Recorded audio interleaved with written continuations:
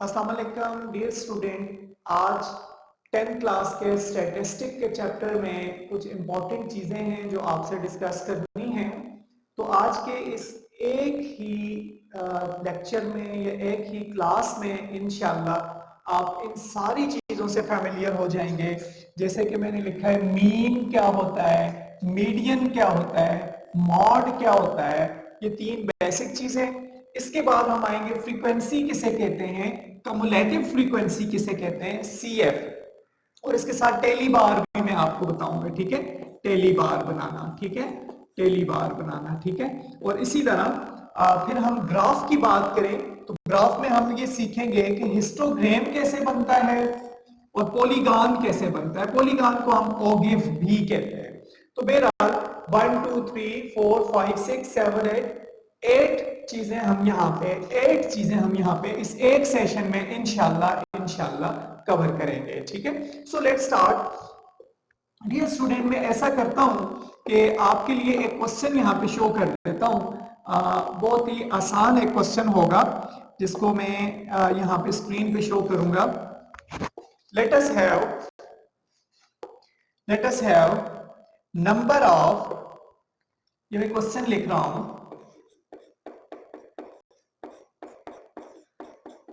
Question class 10 के कुछ students हैं। ठीक है, तो क्लास 10 के कुछ स्टूडेंट्स का मैं डेटा लिखना चाह रहा हूं। ठीक है, मैथ्स में चलें कुछ मार्क्स हासिल किए, marks of grade 10 students in maths test. ठीक है, मैथ्स के टेस्ट में कुछ हमारे स्टूडेंट्स हैं, उन्होंने मार्क्स हासिल किए। वो मार्क्स मैं आपके सामने लिख देता हूं। फर्ज करें कुछ बच्चे हैं, टोटल मार्क्स अगर आपके पास लेट अस हैव चलें 15 हैं, 10 9 11 6 फिर 10 15 14 6 10 11 और इसी तरह और कुछ ले लें आप, 8 ले लें, 10 9, ये मार्क्स हासिल किए हैं एक क्लास के बच्चों ने। ठीक है, आउट ऑफ 15। ठीक है, तो हमने यहां से इस डेटा को यूज करके, इस डेटा को कंपाइल करके ये सारी चीजें अगर निकालनी है तो वो कैसे निकालेंगे? बहुत आसान है। सबसे पहले बेटा हम बात करते हैं मीन की। हम इसका अगर मीन निकालते हैं तो याद रखिएगा मीन को बेटा हम एवरेज भी कहते हैं। मीन को क्या कहते हैं? एवरेज भी कहते हैं। ठीक है, और इसका नाम अरिथमेटिक मीन भी है। इसका क्या नाम है? अरिथमेटिक मीन भी इसको कहते हैं। ठीक है, और एवरेज भी कहते हैं। और इसको मैथमेटिकली आप ऐसे लिखते हो, ये सारे नंबर्स है ना, एक्स है, तो इनका आप अगर मीन निकाल रहे हो तो इसके ऊपर आप एक बार डाल देते हो, स्ट्रेट लाइन डाल देते हो, ये मीन का सिंबल बन जाता है। ठीक है, तो अगर आप मीन निकाल रहे हो तो वेरी इजी मीन का फार्मूला होगा, इन सब को आपने सम करना है, सम ऑफ ऑल एक्स, ये जितने एक्स हैं इनका सम करना है, और नीचे आपने लिखना है टोटल एक्स, ये टोटल नंबर्स लिख लें आप, फिर भी इजी है, total numbers. Let us have, अब मैं इसका अगर सम करता हूं, आप भी मेरे साथ सम कीजिएगा। 10 में 9 प्लस करें 19 हो जाएगा, 19 में 1 प्लस कर लें 20 हो जाएगा, 10 30 हो जाएगा, 30 और 10 40 हो जाएगा, 40 और 10 50 हो जाएगा, 50 और 10 50 और 10 60 हो जाएगा, 60 और 1 61, 61 में फिर आप ये 20 ऐड कर दें, 61 में 71, 81, 81 में फिर 91, 91 में फिर बेटा आप 10 ऐड कर दें, 101 और 102 हो गया, 102 में 10 ऐड कर दें तो 112 हो गया, 112 में 8 ऐड कर दें 120 और भी 129, यानी सम ऑफ ऑल का मतलब ये है 129। मैंने एक्चुअली कैसे किया है, 10 plus 9 plus 11 plus 6 up to so on so on so on so far, इन सबको हमने प्लस कर दिया। Is it clear? 129 आंसर आएगा, जो भी है आप इसको प्लस कर लेंगे। अब डिवाइडेड बाय टोटल को देखें, काउंट कीजिए, वेरी इजी, काउंट कीजिए 1 2 3 4 5 6 7 8 9 10 11 12 13। तो हमारे पास जैसे अभी अभी मैंने प्लस किया था, अगर आंसर इसका आ जाता है 129, आपने इसको एक बार दोबारा भी कंफर्मेशन करनी है, डिवाइडेड बाय 13 कर लें, तो ये आपके पास x मीन आ जाता है। कैलकुलेटर यूज कर लें, 129 को आप रख के डिवाइड कर लें, तो एनी हाउ ये हमने मीन की वैल्यू फाइंड आउट कर ली है। ठीक है, अच्छा अब अगर हम आगे जाएं, मीडियन की तरफ और मॉड की तरफ आए, इसको मैं यहां से इरेज करूंगा कि हमने इसी डेटा का निकाल दिया। अब अगर मैं मॉड अगर इसी डेटा का निकालना चाहता हूं तो कैसे निकालेंगे, या मीडियन निकालना चाहते हैं तो कैसे निकालेंगे? टोटल ये 13 है बेटा। मीडियन के लिए याद रखिएगा पहले इसको आपको अरेंज करना पड़ता है। तो सबसे छोटी वैल्यू कौन सी है जी? 6। फिर देखें 6 आ रहा है, यस 6 आ रहा है। उसके बाद और कोई वैल्यू इससे छोटी जी? 6 के बाद 7 नहीं है, 8 है, यस 8 वन टाइम ही आ रहा है। 9 भी है, 9 टू टाइम आ रहा है, चेक करते जा रहे हैं ना, 9 9 और कोई 9 नहीं है। 9 के बाद 10 को आप ले रहे हो, 10 10 10 एंड 10, 4 टाइम 10 आ गया, यानी इसको आप असेंडिंग ऑर्डर में लेके जा रहे हो। ठीक है, असेंडिंग। एक होता है डिसेंडिंग, किसी भी वर्ड के साथ जब डी लगता है ना, डी, उसका मतलब हो जाता है कि आप नीचे की तरफ आ रहे हो, जैसे डाउन, डिसेंडिंग, डिक्रीज, डेफिशिएंसी, इसका मतलब ये होता है डी लगा तो वो क्या कर रहे हैं, इंक्लाइंड हो रहा है, वो नीचे आ रहा है, लेकिन हम असेंडिंग जा रहे हैं, ऊपर की तरफ जा रहे हैं। ठीक है, तो ये डी वाले लफ्ज को हमेशा याद रखें, डिनोमिनेटर, ठीक है, वो भी नीचे लिखते हैं, तो इसीलिए जब भी डी आता है तो उसको आप नीचे करते हो मैथ्स में।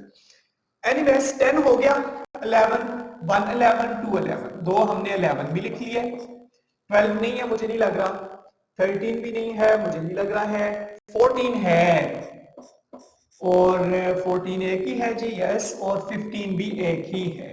काउंट कर लेते हैं, 1 2 3 4 5 6 7 8 9 10 11 12 13, यस पूरे हो गए। अब जब हमने बेटा इसको अरेंज कर दिया है, इसको हमने अरेंज कर दिया है इन असेंडिंग ऑर्डर, तो अब हम इसका मीडियन निकालते हैं। 13 है ना, 6 को आप एक तरफ छोड़ दें, 6 को आप दूसरी तरफ छोड़ दें, ये हमारे पास मीडियन आ जाता है। हाफ इधर छोड़ दें, हाफ उधर छोड़ दें। अब फर्ज करें ये ऐसे हो जाए कि हमारे पास ये अब इसका प्लस जो आया है, हमारे पास टोटल जो आया है वो 8 नंबर्स आए हैं ना, 13 आए हैं, तो फिर तो हाफ इधर रह गए, 6 और 6 और दरमियान में एक रह गया। लेट अस हैव कि अगर हमारे पास ये 15 ना होता, अब ये टोटल 14 बन रहे हैं, ठीक है ना बेटा, 14 बन रहे हैं ना। अब देखिएगा क्या करेंगे, ताकि मैं ये कॉन्सेप्ट आपका क्लियर करना चाह रहा हूं। इधर 10 था, अब ये 14 है, 14 में आपने क्या करना है, 7 और 7 को अगर छोड़ते हो तो बीच में तो बचता ही कोई नहीं है, मीडियन ही कोई नहीं है, फिर भी आप 6 को इधर छोड़ोगे, 6 को उधर छोड़ोगे, ठीक है, 6 और 6 12, अभी ये 12 है तो फिर भी कोई नहीं बचता। अब आप क्या करें, 5 और 5 को ड्रॉप कर लें, 5 इधर ड्रॉप कर लें और बेटा 5 इधर ड्रॉप कर लें। अब दरमियान में 2 बच रहे हैं, ये दोनों मीडियन है, लेकिन कैसे बेटा, इन दोनों का मीडियन अगर आपने निकालना है तो आप इन दोनों को करेंगे प्लस और डिवाइडेड बाय 2।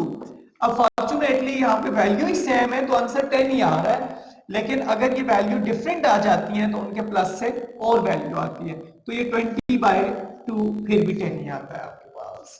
क्लियर हो गया जी मीडियन? अगर इवन आ जाते हैं ना तो मीडियन में 2 वैल्यू बचेंगी, ऑड आ जाते हैं फिर तो बहुत आसान है, टोटल नंबर्स अगर ऑड आ जाते हैं 13, 6 इधर छोड़े 6 इधर 12 हो गए, दरमियान में वो आ जाएगा। अब बेटा हम आते हैं मॉड की तरफ। इसी डेटा का अगर मैं अब मॉड निकाल रहा हूं, अरेंज हुआ है, नो इश्यू, ऐसे ही छोड़ दें और मैं सिर्फ इसकी लाइन मिटाता जा रहा हूं। बेटा मॉड कहते हैं कि जो भी वैल्यू मैक्सिमम टाइम आ रही है, मॉड कहते हैं रिपीटिशन को, जिसकी जब सबसे ज्यादा जो रिपीटिशन होगी ना वो मॉड है। आप देखिए अब 6 टाइम आ रहा है, 9 टाइम आ रहा है, अब इसकी फ्रीक्वेंसी 2 है। अच्छा ये भी ध्यान में रखें, मैं नेक्स्ट टॉपिक जो आपको पढ़ाऊंगा।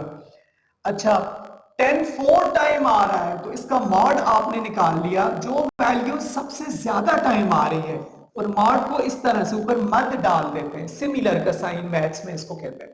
तो मॉड हमारे पास क्या है, 10 मॉड है, क्योंकि 10 ज्यादा टाइम आ रहा है। तो मीन भी हो गया जी, sum of all divided by total. Median भी हो गया, पहले असेंडिंग में लिखेंगे और आधे राइट आधे लेफ्ट छोड़ दें। मॉड भी हो गया, जो जितनी ज्यादा टाइम रिपीट हो रहा है उसको हम मॉड कहते हैं। ठीक हो गया, ये सारा अनग्रुप डेटा आप लोग अभी डिस्कस कर रहे हो। बेटा अब हम आगे चलते हैं कि अगर इसी डेटा को हमें फ्रीक्वेंसी निकालनी आ जाए, तो बहुत ही आसान तरीका से मैं कोशिश करूंगा आपको ये क्लियर कर दूं। फ्रीक्वेंसी के लिए आपने इन वैल्यूज को देखना है। वैल्यू क्या क्या है जी, 6 है, 8 है, 9 है, 10 है, 11 है, 14 है और 15 है। ये वैल्यूज है। अब इन वैल्यू की आप फ्रीक्वेंसी निकाल रहे हो। अब 6 की फ्रीक्वेंसी 2 है जी, क्योंकि 2 टाइम आया है। 8 की फ्रीक्वेंसी 1 है जी, 9 की फ्रीक्वेंसी भी 2 है जी, 2 टाइम आया है। 10 की फ्रीक्वेंसी बेटा 4 है, 4 टाइम आया है। ठीक है, 11 की फ्रीक्वेंसी भी 2 है, 14 की भी 1 है और 15 की भी फ्रीक्वेंसी 1 है। तो इसको मैं क्लियर कर दूंगा, ये 15 है। Okay, it is 15। तो 15 की फ्रीक्वेंसी भी 1 है। फ्रीक्वेंसी क्लियर हो गई जी। अब हम यहां पे बना लेते हैं कम्युलेटिव फ्रीक्वेंसी। कम्युलेटिव फ्रीक्वेंसी बहुत आसान है। पहली फ्रीक्वेंसी आप सेम लिखेंगे 2, अब 2 में ये 1 प्लस कर दें, 2 + 1 विच इज इक्वल टू 3, फिर 3 में 2 प्लस कर दें, नेक्स्ट प्लस करते जाएं, 5 में 4 प्लस कर दें, 9 में 2 प्लस कर दें, 11 में 1 प्लस कर दें, 12 में 1 प्लस कर दें, 13। ये कम्युलेटिव फ्रीक्वेंसी आ जाती है हमारे पास। पहली फ्रीक्वेंसी सेम, और इसको इसमें प्लस करके लिखेंगे अब। ठीक है, 3, अब 3 को 2 में प्लस करके इधर लिखेंगे, फिर 5 को इसमें प्लस करके इधर लिखेंगे। ये एरो इसका बनता जा रहा है। क्लियर जी, प्लस करके आप लिखते जाते हो। इसी तरह एक लास्ट टॉपिक जिसको आप कहते हो टेली बार। टेली बार भी बहुत आसान है। अब इसकी फ्रीक्वेंसी अगर 2 है ना, तो आप 2 लाइंस लगा लेते हो। अगर फ्रीक्वेंसी 1 है, 1 लाइन, फिर फ्रीक्वेंसी 2 है, 2 लाइन, अगर फ्रीक्वेंसी 4 है, 4 लाइन, फिर फ्रीक्वेंसी 2 है, फिर फ्रीक्वेंसी 1 और 1 है। एक चीज मेक श्योर कर लें, यहां पे मैं लेट अस हैव कि कोई एक फ्रीक्वेंसी चेंज कर लेता हूं। ये 4 की जगह मैं ले लेता हूं जी, इसकी फ्रीक्वेंसी 7 है। फिर क्या होगा, 4, 5 वाले को ऐसे करोगे आप, 1 2 3 4, 1 2 3 4 5, ये 5 हो गया। 6 और 7, ये फ्रीक्वेंसी टेली बार में आपने इंपॉर्टेंट है, याद रखना है। यानी किसी चीज को जब गिरा लगा रहे हो ना, जब वो 5वां नंबर आता है उससे आप उसको बांध दो, ये एक सेट बन जाएगा, फिर आगे 5 पूरे कर लो। ठीक है, तो अगर 11 होती तो फिर आप इसको 11 होती, 5 की है ना, 6 7 8 9 10 11, इस तरह से आप इसको कर लो। होपफुली कि ये यहां तक आपको ये क्लियर होगा। इसके बाद 2 टॉपिक हमारे रह जाते हैं, जिसको हम हिस्टोग्राम कहते हैं और पॉलीगॉन कहते हैं। उसकी तरफ बढ़ते हैं बेटा। अच्छा जी, अब हम हिस्टोग्राम और पॉलीगॉन को यहां पे ड्रॉ करते हैं। बेटा हिस्टोग्राम नाम से ही पता चल रहा है कि इसको बार ग्राफ भी कहते हैं। ठीक है, हिस्टोग्राम को क्या कहते हैं, बार ग्राफ भी कहते हैं। तो आपने यहां पे इस तरह का एक ग्राफ बनाना होता है। ये अब x की वैल्यूज को आप इस डायरेक्शन में रखोगे और उसकी फ्रीक्वेंसी को आप इस डायरेक्शन में रखोगे, ठीक है। तो अब फर्ज करें आपके पास क्या क्या वैल्यू थी जी, ड्यूरेशन सेम रखना है। अच्छा, हम 6 से 15 तक जा रहे थे ना, तो आप बेशक 2 का रख लें। 2 कौन सी सबसे पहले वैल्यू थी, हाँ 6 थी, चलें ठीक है, 6 थी, 8 थी, 9 थी, 10 थी, 11 थी, 14 एंड 15, ये वैल्यूज हमारे पास आ रही थी। यहां पे ड्यूरेशन आप सेम सेम कर लें बेटा, 1 2 3 कर लें, 1 2 3 4 5। अच्छा जी, 6 की फ्रीक्वेंसी क्या थी, 2 थी ना, याद है आपको, 2 थी। तो ये आपका एक ग्राफ बन जाएगा जी, पहला बार बन गया है, हिस्टोग्राम बन गया है, ठीक है। दूसरा चेक करें बेटा, अभी 8 की फ्रीक्वेंसी भी हमारे पास 1 आ रही है, चलें 1 आ गई, एक ही बार आ रहा है। 9 की 2 आ रही है, यस 2 कर रहे हैं। 10 की 4 आ रही थी, 4 तक आप ग्राफ लेके जाओगे दिस वन, ठीक है, 4 तक। 11 की फ्रीक्वेंसी भी 1 है, यस। 14 की भी 1 है, यस। 15 की भी 1 है, यस। तो ये बेटा आपने बार ग्राफ या हिस्टोग्राम बना दिए। अगर हम इसी का पॉलीगॉन बनाना चाहें, सो हमारा लास्ट लर्निंग ऑब्जेक्टिव है, इसको हम अचीव करते हैं जी, और क्लास फिर खत्म भी करते हैं। इसी तरह से आपने फ्रीक्वेंसी और एक्स की वैल्यू को ले लिया। अब हम इस पे ओगिव को समझते हैं या पॉलीगॉन को समझते हैं। पॉलीगॉन कैसे है बेटा, आप यहाँ पे पॉइंट्स लगाएं। 6 की फ्रीक्वेंसी 2 थी, जैसे 8 की फ्रीक्वेंसी 1 है, ओके। 9 की फ्रीक्वेंसी भी चलें जी 2 थी, 10 की फ्रीक्वेंसी 4 है ना, 4 के साथ ये ड्यूरेशन सेम होनी चाहिए, 1 2 3, ऐसे नहीं है 1 के बाद आप 4 ले लो, 4 के बाद एक 5 ले लो, सबका डिफरेंस सेम लें, या 5 5 का लें, 5 10 15, या 2 4 6, इस तरह से ना। 10 की होगी, 11 की फ्रीक्वेंसी भी 1 है, 14 की भी 1 है, 15 की भी 1 है, ये हमने फ्रीक्वेंसीज का पॉइंट्स बना दिए। अब हम बात कर रहे हैं पॉलीगॉन की या ओगिव की।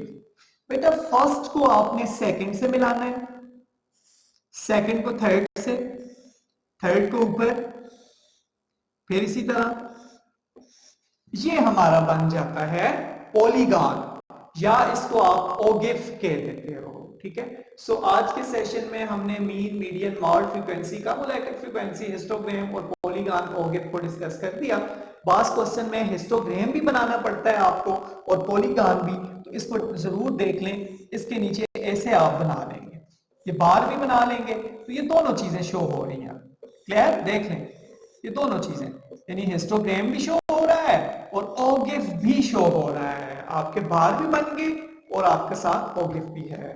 होपफुली आज के सेशन में आपने चीजें सीखी होंगी। अल्लाह हाफिज, अस्सलाम वालेकुम।